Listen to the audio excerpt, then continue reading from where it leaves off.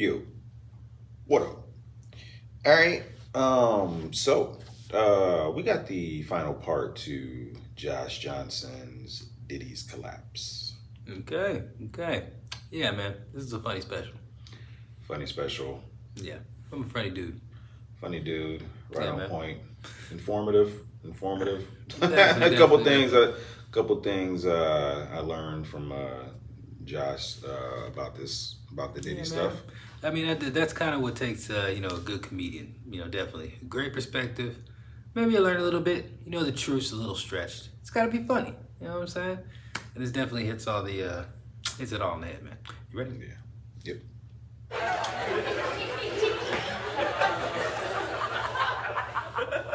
Yep. You read even some of the stuff that Diddy's accused of, and now some of the text messages have leaked of what people were saying to him and what he was saying to other people at different stages, leading from Cassie coming out about him to present. And yeah, this dude is the devil, But it's also, you're gonna need to be patient with me because I'm gonna try to say it right, and I'm probably gonna fail. But just hear me out. You can tell that these people texting Diddy, the things that we've seen so far, because the trial hadn't even started yet. So the things haven't even come out that are the things that people are worried about. Because trust me when I tell you, Diddy, the Black Epstein. Yeah. Damn. They already put that dude on watch. Man.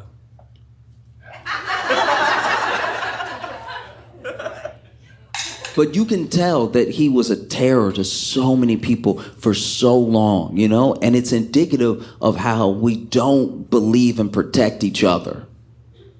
It's really important that we do. Someone like Diddy is a prime example. When someone comes to you and they tell you that something happened, not only do you need to hear them out, you need to listen to what they're saying, but you also need to, with them, try to find a place where they feel comfortable to tell you more. And what can be done about what they're telling you, because sometimes people tell you something, they don't know what else to do, so they tell you and they're like, don't tell anybody, don't do anything, right? And I'm not saying you should disrespect a person's wishes. I'm just saying that on top of that, you really have to talk it out with them and be like, are you sure you don't want me to do anything? You don't think that there's any recourse? You don't think, let me bring you options, let me try to help you through this thing, right? Because we don't do a good job of believing women, but I'm telling you this, and I know it's not going to sound right when it first hits your ears, but please hear me out. We also need to do a much better job of believing men, because it is not easy at all. It's one of the scariest things that a person can do, to come forward as a survivor of anything that's happened to him. And when a woman comes forward and people do the thing, we already know what they're going to do. There's almost a playbook online of how they're going to treat her, what people are going to say, what's going to happen if it goes to trial, why now, they just want money, all the things. They never fail, right? But when a dude comes forward, you got to remember, this dude was probably willing to take that to the grave. And then something happened where he was like, no, I got to say something, right? There's so many people who would rather die than have people find out what happened to them. So if they tell you, you got to believe them. So many people are letting the fact that Diddy's bi overshadow the fact that he's a monster. That's what's crazy to me, is that it's like, oh man, Diddy was over here trying to kiss the back of this dude's neck. It's like, yeah, you mean assault him? Yeah, I know. Damn, yeah. I think that's why I'm so thankful for the era that we're in now, of people being able to find things on the internet, just at large. I know the internet's a big place. I know there's a lot of artists, a lot of creatives and everything, but the fact that it's now more than ever in the hands of the people, as far as creativity goes, and as far as like putting your work out there goes, it's a beautiful thing, because one of the reasons that people like Diddy were able to prevail for so long is because they had something. They had something that they could hold over people. They had power, they had money, they had your access to getting your work out there. And so people, let people like Diddy manipulate and put them in situations they would never be in otherwise, right? But he had the power of a label. One of the best things that Cassie's lawyers did with that lawsuit was implicate all the labels. They didn't just sue him as like Sean Combs. They were like, no, I'm suing everybody. I'm suing the whole thing because the whole thing's connected because you use the thing to manipulate. But you don't just walk into a room and be like, I'm Sean Combs, everyone get naked. That's not what's happening. You use the label. You use the fact that you can shelve people. You use the fact that maybe their projects will never come out. You use the fact that they're waiting on the money that they need to fund their project. You use all of these things and you say things without saying them. And before you know it, you have people in a horrible situation, you know? And one of the main things that I can't stop thinking about is how Diddy was able to get away with being Diddy for so long. You know, because there's so many times, there's so many little points in time where so many people's lives would have been different if Diddy had just gone to jail when he was supposed to go to jail the other times he was supposed to go to jail. Like if you think back, way back, Diddy used to date J-Lo. And when Diddy and J-Lo were dating, they were like a hot couple, you know? And they were always in the tabloids and stuff, and everybody was following them around. I remember, I can't remember if it was the VMAs or the BET Awards, but she went to some award show with a dress that had everybody like, God, that's J-Lo, that's crazy. Oh, and she became this it girl and everything, and she was dating Diddy at the time, and they went to a nightclub together. And when they went to this nightclub, you know, I don't really know the circumstance of the fight starting, but somebody got in a fight with Diddy, right? And it's hard to tell when you in a fight at a nightclub. I've been to nightclubs before. I know it don't seem like it, but I've been to nightclubs before, and I've almost had some altercations at nightclubs. Not even because I meant to. I was just in there, just walking, having a good time, and then maybe somebody's yelling at you. Maybe they're trying to get your attention. Maybe they're trying to fight you. It's hard to tell all that stuff from regular dancing at a nightclub. You know? Because when you see people dance at a nightclub, depending on who it is, they look like they're in their own fight. They look like they're in a battle with the rhythm. They look like they're taking swings at the melody. So it's hard to know that they want to fight you. You know? And then people yell at a nightclub, but yelling is how you talk. It's so loud in here, you know? Like I was in a nightclub one time, I was walking and I must have like stepped on this guy's shoe or something. I didn't mean to. And he was like, hey, like yelling at me, trying to get my attention. And I just turned around and I was like, hi. And that's...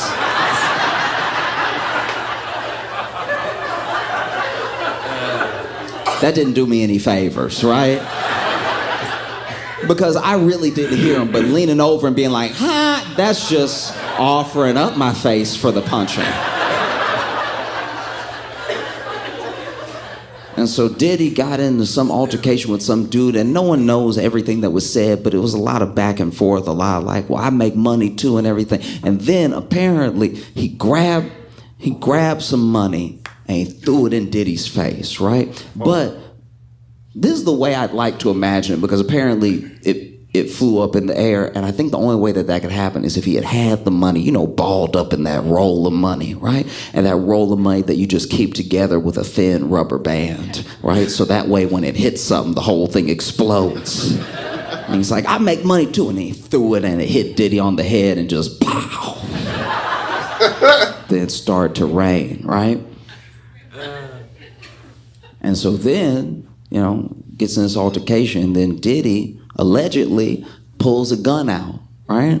Starts firing off at this dude, okay?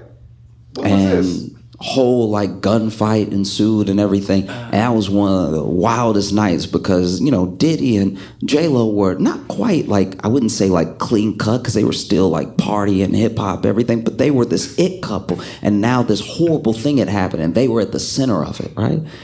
And there was even a whole trial, and at the trial, J-Lo testified that she only saw Shine pull out a gun. Now, Shine, if you don't remember, was a rapper who was popping at the time.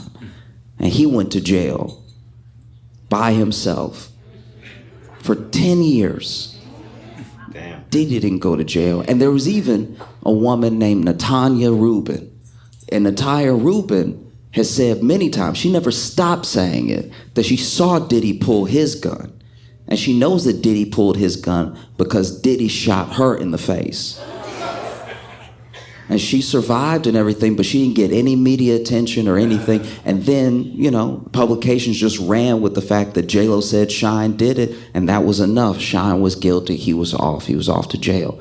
But even to this day, Natanya Rubin is like, you need to reopen the case. I'm right here. You know? And she had her surgery and everything. And I mean, to a certain degree, I watched her.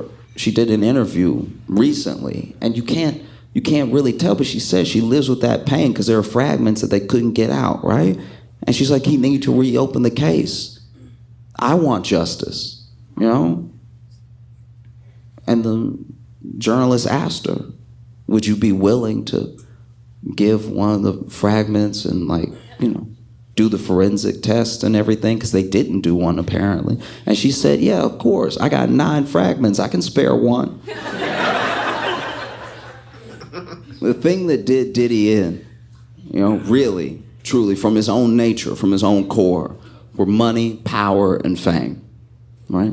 And money, power, and fame is a dangerous combination. Messes up a lot of people.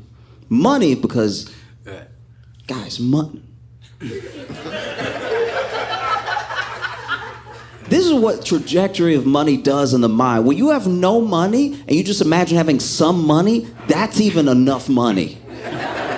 When you have no money and you're like, man, it'd be nice to eat. That's the money for the meal in front of you is all you need in your mind.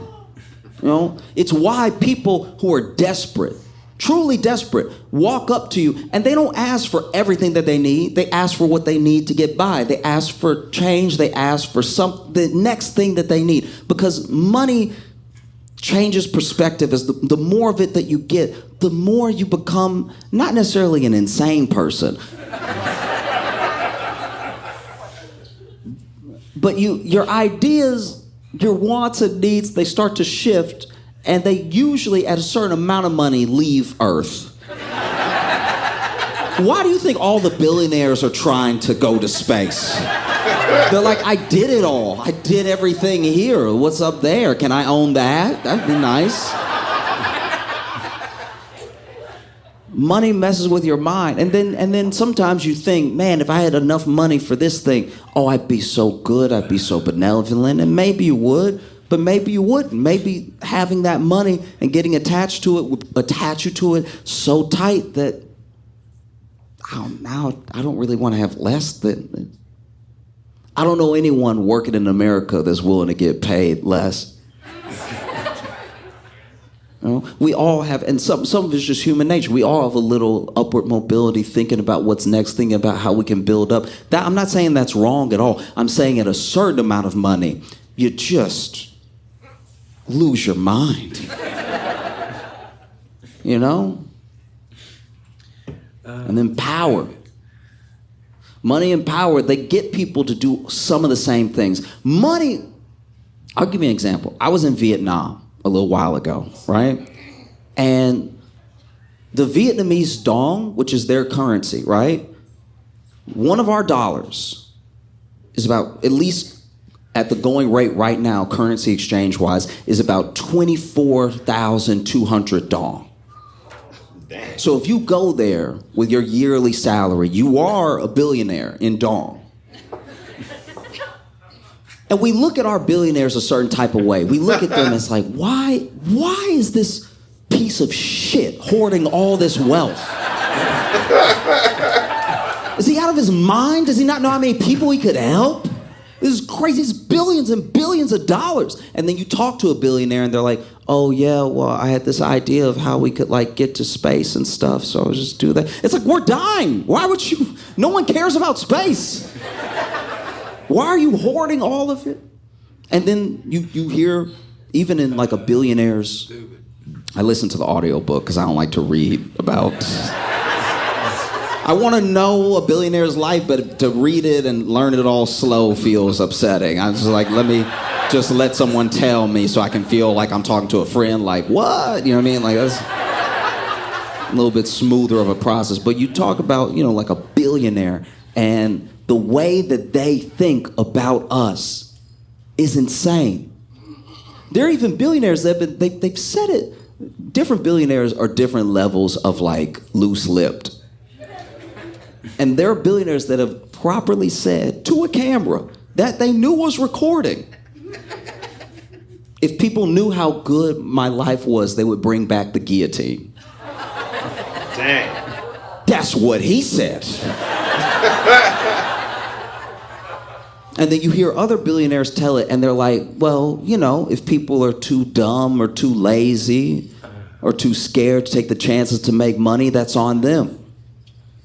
The way that they think about us is insane. But then you see an American, a Brit, maybe somebody from Australia, go to Vietnam and be a billionaire, and it is harrowing how many people turn into our billionaires there. I watched it. I was in a market, right? And there was this British lady that was trying to haggle with this woman who had made this like homemade, like knitted little bag, right? And she was charging like, I don't know, maybe like 5,000 dong for it. Now remember, I told you $1 was 24,000 dong. And this British lady is actually like haggling with her. Like being like, what about 4,000? She's like, no, it's 5. It's like, what about 475? No, 5. And she doesn't know much English, and the British lady's getting annoyed with her, and I'm getting furious because I'm like, you realize the pound is doing better than the dollar, so you're just haggling like, what if I gave you nothing? Would nothing be good? What about nothing? You would love nothing though. Like if I gave you nothing, that'd make me feel better as I left. And this person is a billionaire, at least right now. You can tell that they're broke in Britain, though. Like, only a broke person would go somewhere else and then try to be rich really hard. Like, that's... I don't know why you front. You know you could only afford the flight. I don't know why you acting like this right now. Acting like these people are trying to cheat you out of something. You know you already have a leg up. It's crazy. But it is how billionaires think sometimes. Because then when we work at a corporation that's $1 billion, maybe even you work at Apple, Amazon, you work at one of the truly big ones that's about to hit the trillions of dollars, right? And then you want a raise, and you want a substantial raise, and it's nothing for them because they have billions of dollars, and they're still like, why should we give you anything? It's the same mentality, right? And so Diddy had money, and he had the type of money that makes people do things, bend to your will and everything. And so he bent it, and he had power. And this is the thing about power. I'm someone who wants very little power. Because I don't know, I can think about what I might do, but I don't know what I would do with power. That's terrifying. Don't give me power. If I had the power to make Ted Cruz punch himself in the balls...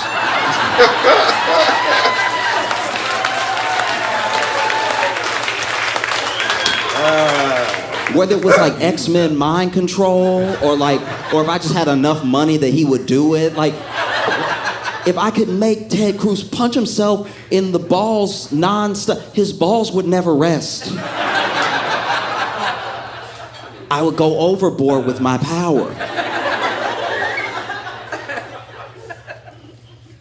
And Diddy had lots of power. He had power, he had influence, and used all of it to garner more and to truly hurt people. He didn't care who he hurt. You can see it when you read the indictment.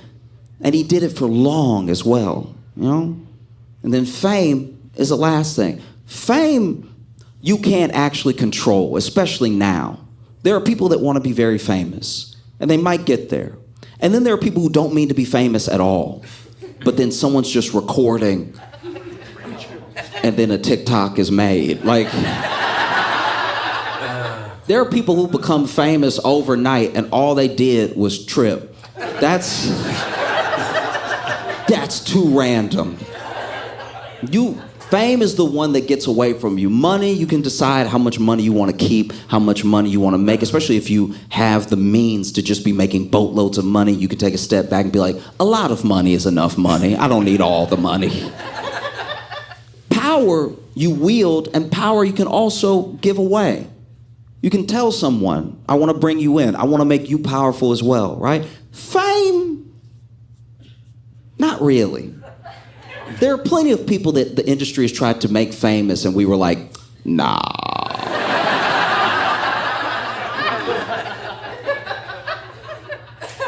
But people with power, people with money, they can promise fame, even if they can't deliver. And because they have so much money and so much power, it looks like they can give you fame. And so that's another way that Diddy manipulated and abused people, was through his fame and the promise of fame that was to come to them. Right? And money, power, and fame is actually what screwed Diddy. Not just his own. The fact that he finally met up with the U.S. government. No government is more powerful with more money or more famous. And when you put the two up against each other, his is...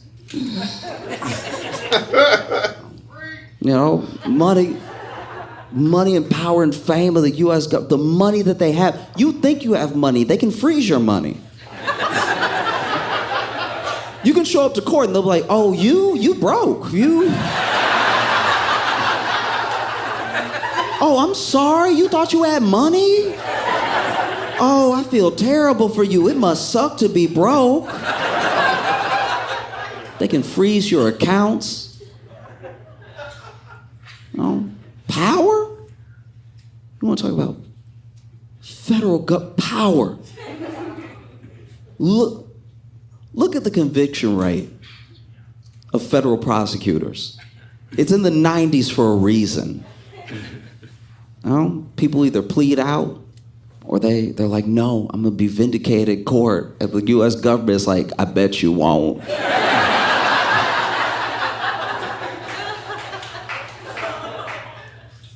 Fame? What government is more famous, especially as far as their judicial system? What government is more famous than the U.S. government? They looking at Diddy right now like, oh, you blew up Kid Cudi's car, that's cute. We killed MLK. Damn.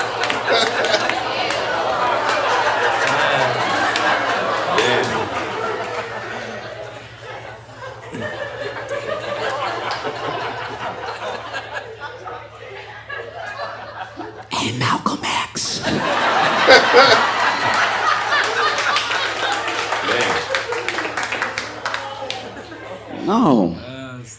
No, you're done, bro. It's over. Because I think about how does a person become that evil? You know what I mean? And so a lot of it is ego. Ego is a dangerous thing. Ego is like a dish that only feeds you false fruit, right? Like the more that you eat off of your own ego, the more you starve your spirit. Like it's the way to sickness, you know? Like ego is this like still small voice, right? Telling you the most important thing is I. Like ego stands in like the middle of pride right there. But then when things happen, when consequence comes, ego never shows up. Ego is like a friend. Ego's like a friend that's like, hey, come on, door's unlocked. Let's get in this house. No, let's just see what's inside. There might be some good stuff in there. It's like, but it's not my house. Come on. Then ego gets you to go in there. And then you're like, there's some shiny stuff. And then you start grabbing stuff. And then before you know it, you see blue and red lights. And you're like, come on, we got to get out. And ego's gone already. Like, I think about how it got here, you know, and how many people Diddy hurt and why he was allowed to get away with it for so long. And I can't help but think that a lot of what he was allowed to get away with is because it happened to black women. You know what I mean? When people say protect black women, they don't mean that black women can't protect themselves. We mean that when you look at the stats and you look at who the powerful people hurt because they know that they can do it, it's the same people.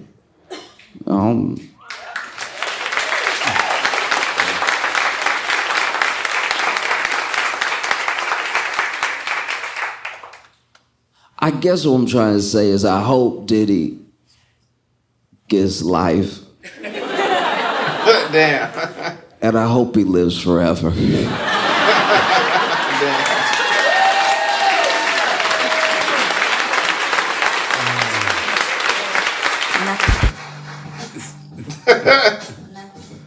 Oh, man.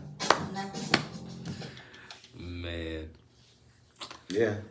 Yeah. Yeah, man. Great special. Oh, yeah. Broke it down.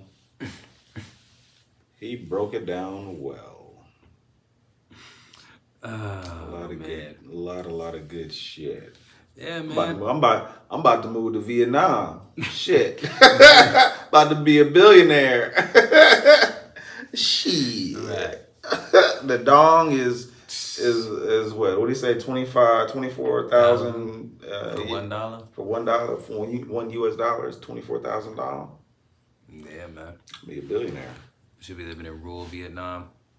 Yeah, but I mean, if They have like a... if a little bag is 5,000, though, that's that shit is expensive. You a billionaire, but you paying. Man. Damn. Nah, man. But that's funny though, man. Definitely, yeah, man. Josh Johnson, I know he was a traveler like that, man. What if he did a show out there? Was he just visiting? You know? Yeah, probably just visiting. Yeah, man. Probably just visiting. And this Diddy situation, man, will it, you know, when it gets to court, you know, it's gonna be definitely a funny one. You know, hopefully it's televised like that Johnny Depp one was. You know Will it get the trial? Will it? That was a different trial. This is right. criminal. Yeah, I know. Yeah, it's criminal. Like this is Yeah, but I mean, it's so much stuff that I think people don't want to come out, and that don't. It's so many people that don't want this to go to trial. Right. It's like, will it go to trial? I mean, you know, there's a lot of things that can prevent it. All right, it's a couple of things that can prevent it from going to trial. But yeah, man, this yeah, this is gonna be definitely an interesting case, man. But funny dude, Josh Johnson. Yeah. Oh, yeah.